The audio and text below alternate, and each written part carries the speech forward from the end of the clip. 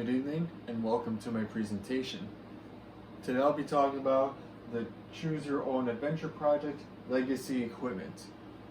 I have multiple machines here starting from Windows 3.1 ending in the latest and greatest Windows 10, and I'll be talking about what they have to offer.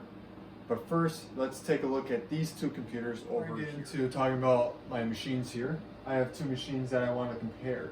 This machine here is a 1998 Dell Optiplex with Windows 98 on it, and this machine right here is an 2016 HP desktop with Windows 10 on it. Let's look at the Dell first. Not sure if you're able to see in here, but this machine has a IDE hard drive, which was one of the first hard drives that any operating system was installed on.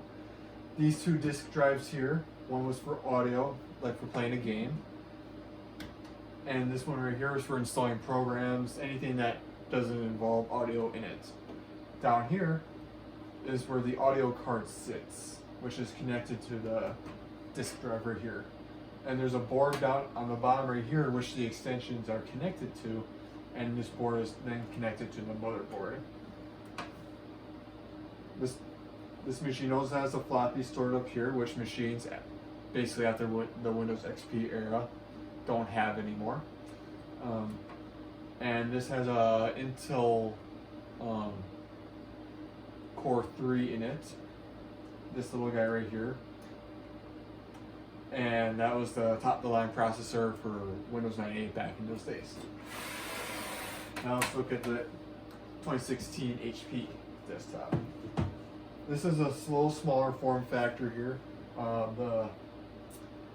The motherboard right here is about the size of a laptop's motherboard. The hard disk here is a SATA hard disk, but can be upgraded to a SATA at will.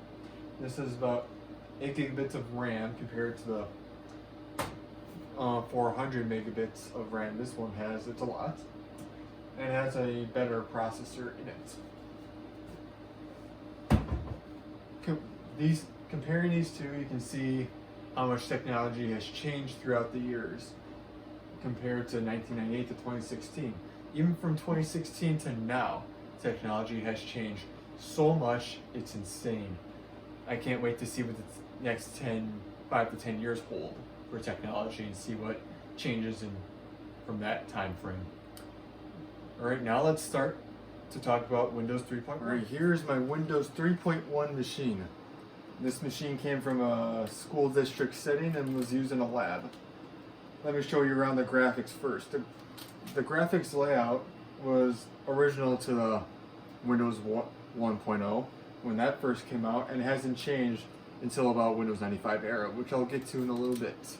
Here you got the user before me, put a main menu up here, which consists of a DOS prompt, Microsoft DOS prompt, print management, notepad.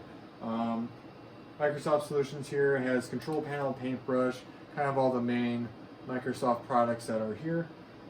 This is Word for Windows 2.0 on it. That's when Word first came out. And these are just non-Windows applications right here. And on the bottom right here, you can see some of the folders that they have, which are filled with icons. From Windows 95 to Windows 10 basically, you're able to press Windows key and pause break to get to the specs, or go into File Explorer, right click Computer Properties. There's multiple ways to get to the specs. From here you have to go through a DOS prompt to get to these specs, so let me show you how that works. So right here is the DOS prompt. Double click that.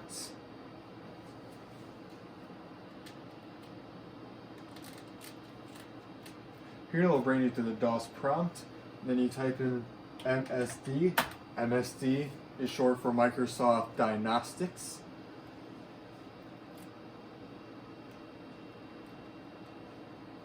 Here's the diagnostics page, otherwise known as the specs page.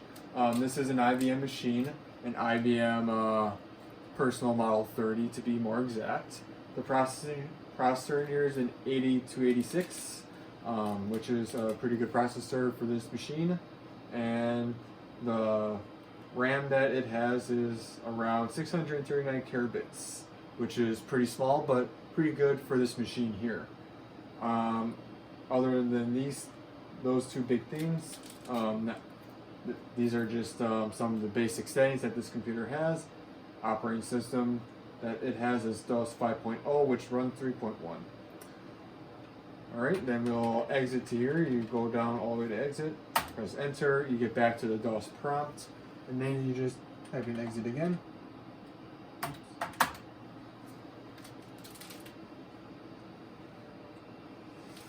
And there you are. You're back to Windows 3.1. Now let's move on to Windows 95. Here is my Windows 95 machine. Windows 95 first introduced the start menu and taskbar down here, and the current desktop back layout that we know of today. This computer has 48 megabits of RAM and an Intel processor 3 in it. Other than first introducing that, pretty basic. As we go to the start menu, to go to the documents page, you go to Programs, Windows Explorer. As you can kind of see, I'm sorry for the video quality of this take. From right here, you can see all your file extensions. It's kind of like Regedit as you go from point to point to point. This is what this is here. And then on the other side is where all your files are. And that you can click a file, it'll open from here. Next we'll be looking at Windows 98.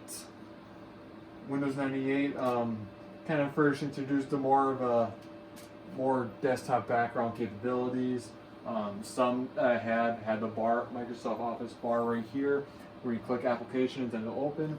And this machine right here first introduced Ethernet capability for network, for connecting it up to the network, where the Ethernet could go to a modem and then go through that route, or really anything.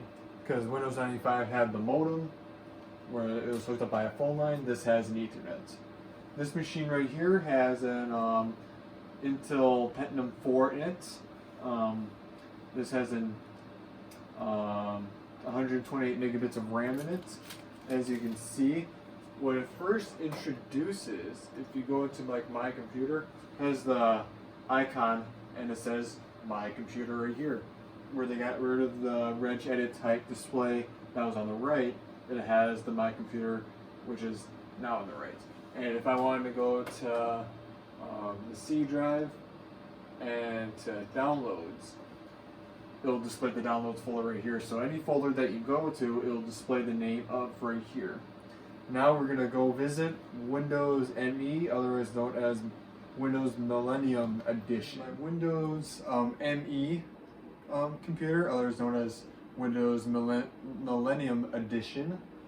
This wonderful machine here has an Intel Family 6 Model 7 processor with 128 megabits of RAM.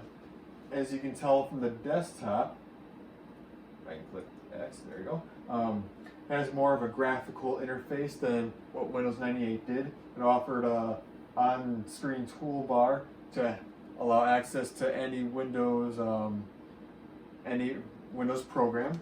To get the File Explorer thing, which you get to My Document or My Computer, looks very similar to the Windows 98 one, with maybe some differences in mind, like the search tool right here. There really isn't that much of a difference between 98 and ME by only having a year apart from each other. Next we'll go to Windows 2000. This machine came out in early 2000s, obviously, and it has an Intel Pentium 3 in it, and it has about 400 megabits of RAM. A little fun fact about this guy. Service Pack 1 was the earlier edition, Service Pack 2 is where this one is currently at. And with Service Pack 2, it introduced the Windows Remote Desktop to remote into certain machines, and it also introduced the first command prompt, trying to go away from the MS-DOS world of things. And we start entering a new world of scripting. Now we'll talk about Windows XP, which is one of my most favorite machines out of this whole bunch. Here are two Windows XP boxes. I'm mainly going to be talking about this one right here. This particular XP box has a Intel Pentium 4 in it and has 0.99, almost 1 gig of RAM in it. As you can see here, kind of similar desktop background here, but if we go to the start menu, they redesign your experience with the start menu compared to 95, 98, ME, and 2000, which were all similar in many ways with the start menu. But Windows XP introduced a brand new start menu to the users, which can offer a lot more, how should I put this, user-friendly experience. You can do more in the start menu. It's easy to go to like my documents, my pictures, my music, my computer. Going to the File Explorer realm, it looks pretty similar. They got rid of the like where it said my documents, like right here with some graphics. They got rid of that and kind of went back to the how Windows 95 kind of did it, except it's more of a shortcut ways instead of like a regedit look to it. Next, I'll be talking about Windows Vista. Here's my Windows Vista machine here. This machine here has 4 gigabits of RAM and has an AMD Athlon dual-core processor in it. From just looking at the display, you can tell Microsoft pushed for a very new look back in 2006 when this machine came out. You can see that the taskbar is all different, kind of a glassy look that you can tell. The start menu is about the same way. It has that glass look to it. If you go into File Explorer or computer, it looks about the same as Windows XP, so nothing's really changed there. But other than that, really big changes to the operating system in terms of Microsoft's GUI display, and this will predict the future for our next operating system, Windows 7. Here is my Windows 7 machine. As you can tell, compared to Windows Vista, they changed the graphics again. This machine here has 4 gigabits of RAM and has an Intel Core 2 CPU in it. As you can tell from Windows Vista to here, it's a lot different, but very based upon Windows Vista. As the little start button on the corner here is almost the exact same thing, but the bar has more color options to it as well as the desktop. And the main bars where the X, minimize, and maximize buttons are. The start button or the start menu is about the same as Windows Vista's. That doesn't change for a little bit here. If you go into File Explorer or my computer, it's about the same as Windows Vista. And Windows Vista was based off of Windows XP. So I have not really seen any big changes here since Windows XP. But Windows 7 has its own characteristics about it as well. Next, we'll move to Windows 8. Is Windows 8. As you can see from this computer, it has 8 gigabits of RAM and has an Intel Core i5 in it. Windows 8.1 or Windows 8 originally, if you could tell by the start menu down here, there is no start Windows button down here. It was just the Internet Explorer tab at the end, and then that was just a toolbar. And the start menu, otherwise known as the start screen, was originally this until Windows 8.1 came out shortly after, where it introduced the start button again, and that automatically go to the start screen. The way I have it set up, I have a third-party tool here to give me back the start menu, which I like better than the start screen option. But the start screen option was a revolutionary thing at the time, and Microsoft was trying to get more mobile friendly as tablets were starting to become a really big thing and so on like that. Windows Server 2012 also looked like that too. Had a similar interface with a couple of user changes, obviously. Other than that, if we go to the File Explorer looks about the same as it did as Windows XP came out. Next, we'll talk about Windows 10. the last and latest and greatest operating system that Microsoft has to offer. Windows 10. Here, this machine has 16 gigabits of RAM and has an Intel Core i5 in it as well. Windows 10 here, you can obviously tell it's different from Windows 8. You have a black bar down here instead of the clear bar there, not really as transparent as Windows 7 or 8. The start menu here is another revolutionary change compared to Windows 7 and 8.1.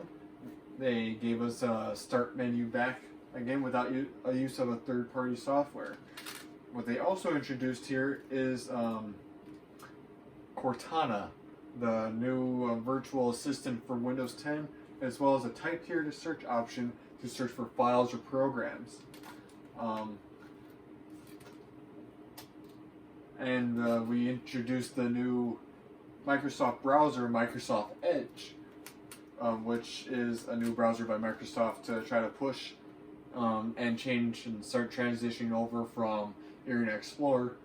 But I see Internet Explorer sticking around for the long run here yet, since it's meant to run compatibility software at this point. And that's all from the operating system standpoint. Just a couple more things to show you around. As we wrap things up here, I want to give you guys a little insight of how long this collection took me in terms of collecting all these computers. I'd like to show you a photo documentary of little by little how much I gained in computers. When I started this thing, I started out with 2 computers, and at the end of it, I have now 38 computers and counting. So here's a little photo documentary of that. And this collection started in June of 2018.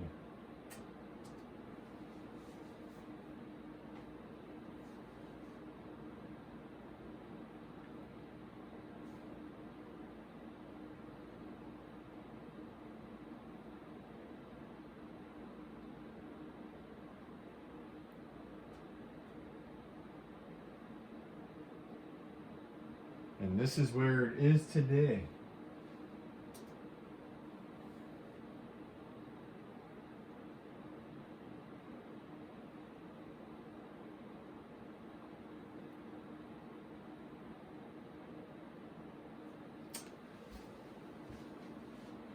Hopefully you guys learned something from my speech here, and thank you for coming to my presentation. Have a wonderful day.